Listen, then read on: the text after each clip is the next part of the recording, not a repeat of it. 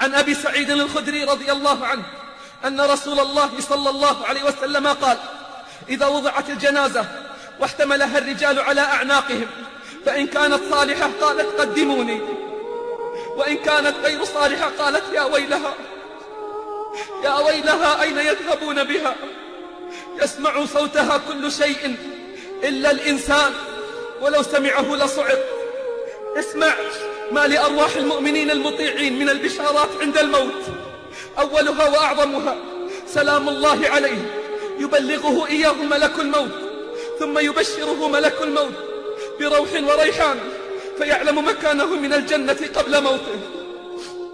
ثم تتتابع البشارات، فيرى ملائكة الرحمة بوجوههم الطيبة، وتخرج روحه بسهولة، ويشهد خروج الروح ملأ من الملائكة معهم كفن من أكفان الجنة وحنوط من حنوط الجنة، ثم تفوح منه أطيب الروائح، وتناديه الملائكة بأحب الأسماء، ثم يشيعه ملائكة السماء إلى السماء حتى تصل الروح إلى السماء السابعة، ثم تبكي عليه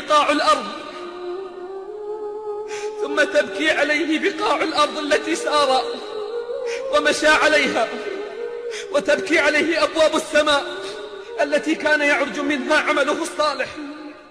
ثم أعظم الكرامات يوم أن تصل روحه إلى السماء السابعة، ينادي الرحمن: أن صدق عبدي فاكتبوا كتابه في عليين، وأعيدوه إلى الأرض، فإني منها خلقتهم وفيها أعيدهم ومنها أخرجهم تارة أخرى. أما أرواح العصاة والكافرين فحسرات وندامات حيل بينهم وبين ما يشتهون، فتتتابع الحسرات والمخازي والندامات. أولها طلب الرجوع فلا يستجاب لهم، حتى إذا جاء أحدهم الموت قال رب ارجعون. ثم إذا عاين ملك الموت وملائكة العذاب يوم يرون الملائكة لا بشرى يومئذ للمجرمين، ويقولون حجرا محجورا.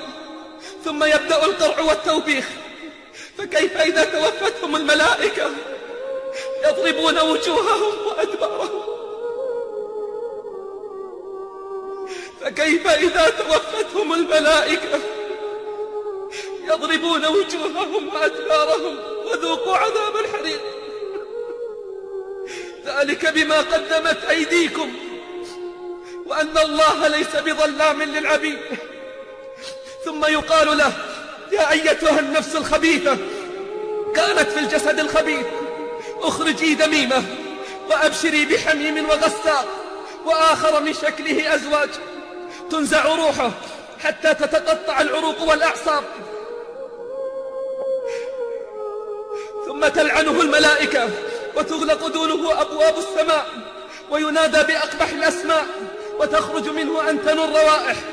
ثم ينادى أن كذب، فاكتبوا كتابه في سجين في الأرض السفلى. ويا له من سجن وحبس ضيق مع حزب الشيطان، فأي خسارة أعظم من هذه الخسارة؟ يرى مقعده من النار